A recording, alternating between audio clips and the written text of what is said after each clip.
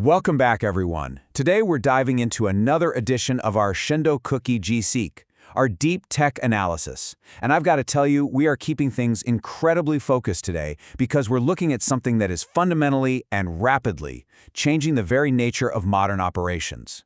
The landscape of uncrewed systems is shifting right under our feet, and the tech driving it, it's absolutely fascinating. So let's jump right in. Here's the roadmap for today's explainer. We'll start with the metal goes first doctrine, move on to how DroneCAN is standardizing the chaos, explore the MUMT 3D combat network, and wrap up with extreme agile development and OTA updates. All right, part one, the metal goes first. We really have to start with a pretty somber reality. The sheer intensity of modern conflicts has created this absolute urgent need to get human beings off the most dangerous front lines. It boils down to a core operating principle: metal goes first. The idea is that robots replace human combatants to take on the most dangerous tasks, with the ultimate goal of reducing human casualties to absolute zero. This massive leap in tech isn't just about building cooler machines. It is fundamentally about preserving human life. To put that into perspective, just think about the stark contrast here.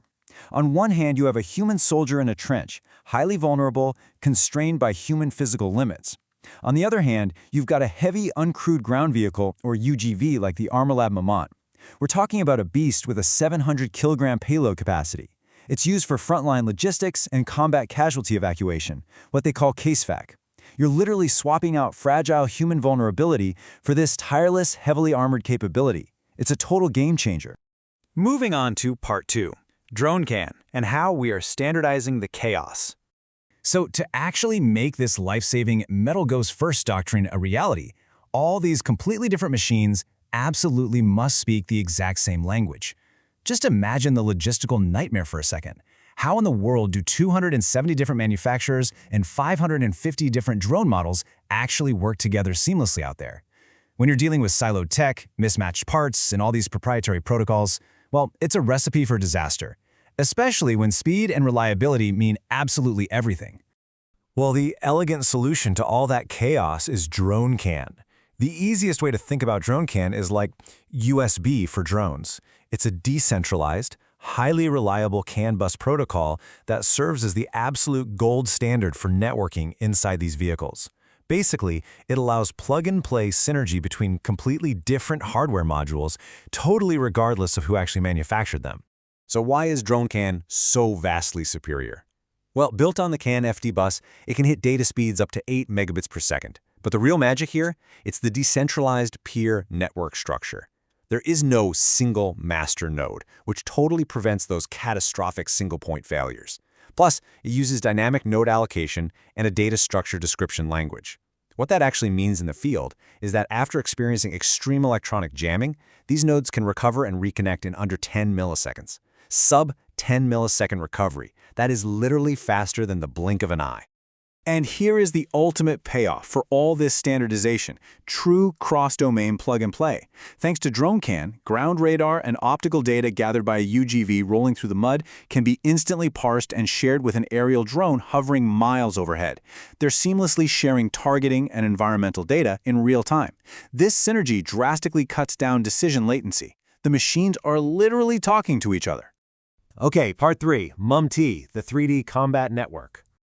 Now that the machines can actually talk, we can orchestrate them on a massive scale into a layered 3D combat network. Imagine motherships hovering safely at high altitudes, acting as crucial relay links. Way down below them, you've got basic swarm decoys saturating enemy radar, while FPV strike drones execute deep, precision maneuvers. It's this incredibly cohesive, synchronized dance of cross-platform penetration tactics. This whole setup brings us to manned-unmanned teaming, or MUMT. It's a brilliant micro-to-macro network effect. The human commander stays safely in the rear, acting like a quarterback, calling the plays, retaining all the tactical authority.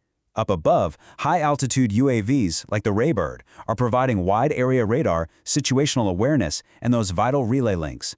And down on the dirt, heavily armed ground robots, like the Shamblia K2 UGVs, are executing the incredibly dangerous frontline strikes and suppression. So humans decide, and the machines execute. Which leads us perfectly into part 4, extreme agile iteration.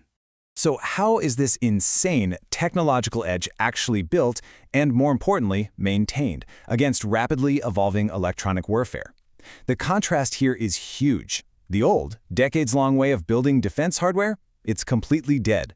Traditional procurement took up to 10 years just to produce rigid, hardware-locked systems that simply fail and require physical recall under modern jamming. But today's software-defined agile iteration, we're talking about an astonishing 2 to 8 week cycle.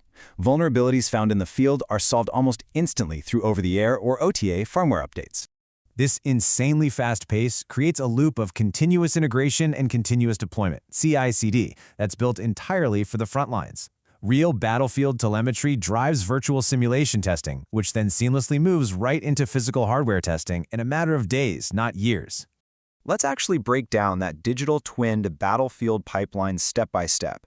Step 1 is virtual simulation, or SITL. This is where mathematical models are tested virtually inside physics engines like ROS and Gazebo. Step 2 is hardware in the loop, or HITL. Here, engineers test actual drone flight controllers, like real Pixhawk boards, against physical bus latency and simulated faults.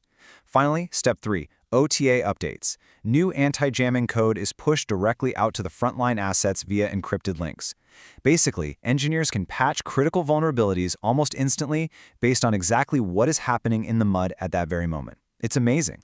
All of this leaves us with a pretty massive final thought. When weapons and systems evolve at the speed of software updates, is the ultimate advantage actually in the hardware itself? Or is it in the digital loop and the sheer speed of iteration that continuously upgrades it? It's a fascinating paradigm shift, and definitely something to deeply consider as we watch this uncrewed tech unfold. Thanks so much for joining me for this explainer, and as always, keep questioning the technology around you.